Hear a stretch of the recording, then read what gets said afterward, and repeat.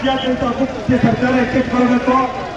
ಅದರಲ್ಲೂ ಹೊಸದಾಗಿ ಮುಖ್ಯಮಂತ್ರಿ ಆಗಿದ್ದಾರಲ್ಲ, ಆ ಮುಖ್ಯಮಂತ್ರಿ ಅವರಿಗೆ ನೇರವಾಗಿ ಹೇಳ್ತಾ ಇರೋದು, ನಿಮ್ಮ ಪ್ರೈವೇಟ್ ಸ್ಕೂಲಲ್ಲಿ ಯಾವ ರೀತಿ ಫೆಸಿಲಿಟಿ ಇದೆ, ನಿಮ್ಮ ಪ್ರೈವೇಟ್ ಸ್ಕೂಲಲ್ಲಿ ಯಾವ ರೀತಿ ಮೂಲಭೂತ ಸೌಕರ್ಯ ಇದೆ, ಯಾವ ರೀತಿ ಗುಣಮಟ್ಟದ ಶಿಕ್ಷಣ ಇದೆ, ಅದೇ ರೀತಿ ಶಿಕ್ಷಣ ರಾಜ್ಯದ ಪ್ರತಿಯೊಂದು ಸರ್ಕಾರಿ ಶಾಲೆಯಲ್ಲಿ ನೀಡಬೇಕು ಅಂದ್ಬಿಟ್ಟು ಈ ಹೋರಾಟ ಮಾಡ್ತೀವಿ. ಅದನ್ನೇ ಸಿಂಪಲ್ ಆಗಿ ಹೇಳ್ತಾ ಇದ್ದೀವಿ.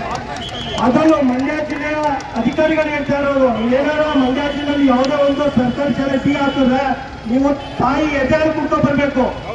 ಮನೆಯದಾಗಿ ಹೇಳ್ತಾ ಇರೋದು, ಮಂಡ್ಯ ಜಿಲ್ಲೆ ಯಾವುದು ಬರುವಂತಾಗಿ ಏನಾರ ಬೀಗ ಹಾಕ್ತೀನಿ ಅಂತ ಹೋದ್ರೆ ನೀವು ತಾಯಿ ಎದೆಯಲ್ಲಿ ಕುಟ್ಕೊಂಡು ಬಂದು ಬೀಗ ಹಾಕ್ಬೇಕಾಗುತ್ತೆ ಅಂತ ಇನ್ನೊಂದು ಎಚ್ಚರಿಕೆ ಕೊಡ್ತಾ ಇದ್ದೀನಿ. ಮತ್ತೆ ಇನ್ನೊಂದ್ಸಲ ಹೇಳ್ತಾ ಇದ್ದೀನಿ, ಈ ಚಳವಳಿಯ ನಿಮ್ಗೆಲ್ಲ ಕಾಣಿಸ್ತಾ ಇರೋದು ನಮ್ಮ 2-3 ಜನ ಕೇಸ್ ಹೋದ್ರೆ ಅದರಲ್ಲಿ ಆಲದ ಮಾಡ್ತಾರ ಬೆನ್ನೆಲು ಬಂದು ನಿಂತಿರೋದು ನಮ್ಮ ಯುವ ಚಂದ್ರಣ್ಣವರು.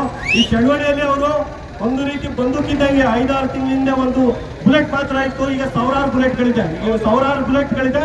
ನಾವು ರಾಜ್ಯಾದ್ಯಂತ ಹೋಗಿ ನಮ್ಮ ಇನ್ವಾಲ್ಡ್ ಚಂದ್ರಣ್ಣವರ ಅಧ್ಯಕ್ಷತೆಯಲ್ಲಿ ಜನಜಾಗೃತಿ ಮೂಡಿಸ್ತೀವಿ. ಸರ್ಕಾರ ಎಚ್ಚೆತ್ತುಕೊಳ್ಳಿಲ್ಲ ಅಂದ್ರೆ ಇದೇ ರೀತಿ ಪಾದಯಾತ್ರೆ ಅಧ್ಯಕ್ಷರ ಜೊತೆ ಚರ್ಚೆ ಮಾಡಿ ಪೂರ್ತಿ ರಾಜ್ಯಾದ್ಯಂತ ರೂಪಿಸಬೇಕಾಗುತ್ತೆ ಅಂತ ಕೇಳ್ಕೊಳ್ತಾ ಇದ್ದೀವಿ. ಮತ್ತೆ ರಾಜ್ಯದ ಮೂಲೆಯಿಂದ ಸುಮಾರು ಜಿಲ್ಲೆಗಳಿಂದ ಮತ್ತೆ ಎಲ್ಲ ಪೇರೆಂಟ್ಸ್ ಎಲ್ಲ ಮಕ್ಕಳ ಜೊತೆ ಬಂದಿದ್ದಾರೆ. ಈ ಮಕ್ಕಳು ಚಿಕ್ಕ ಮಕ್ಕಳು ಪುಟಾಣಿ ಮಕ್ಕಳೆಲ್ಲ ಕರ್ಕೊಂಡು ಎಲ್ಲ ಬಂದಿದ್ದಾರೆ. ನೀವು ಯಾವ ರೀತಿ ಅಭಿನಂದನೆ ಸಲ್ಲಿಸಬೇಕು ಅಂತ ಗೊತ್ತಿಲ್ಲ. ಮತ್ತೆ ವಿಕಲಚೇತನರು ದಯವಿಟ್ಟು ನಮ್ಮ ಕ್ಷಮಿಸಿ, ನೀವೆಲ್ಲ ಮುಂದೆ ಬರಬೇಕಿತ್ತು. ಈ ಗೊಂದಲದಲ್ಲಿ ಏನಾಗ್ತಾ ಇದೆ ಅಂತ ಗೊತ್ತಾಗಿಲ್ಲ. ನೀವೆಲ್ಲ ನಾವು ಚುನಾವಣೆ ಹಾಕಿ ಮಂಡ್ಯ ಜಿಲ್ಲೆ ಬಂದು ಈ ರೀತಿ ಸಪೋರ್ಟ್ ಕೊಟ್ಟಿದ್ರ. ಮತ್ತೆ ಹಲವು ಸಂಘಟನೆಗಳು ಅದನ್ನು KRS ಪಕ್ಷ ಅಂತೂ ನಮ್ಮ ಅದೊಂದು ಅದೇನು ಸಂಬಂಧ ನಮಗೂ ಅವ್ರಿಗೆ ಏನು ವ್ಯತ್ಯಾಸ ಇಲ್ಲ. ಒಂದೇ ರೀತಿ ನಮ್ಮ ಜೊತೆಲಿ ಅಣ್ಣ ತಮ್ಮ ತರ ಒಂದೇ ಸಹೋದರ ತರ ಹೋರಾಟ ಮಾಡ್ತಾರೆ. ದಯವಿಟ್ಟು ರಾಜ್ಯಾಧ್ಯಕ್ಷ ಮಾತಾಡ್ಬೇಕು.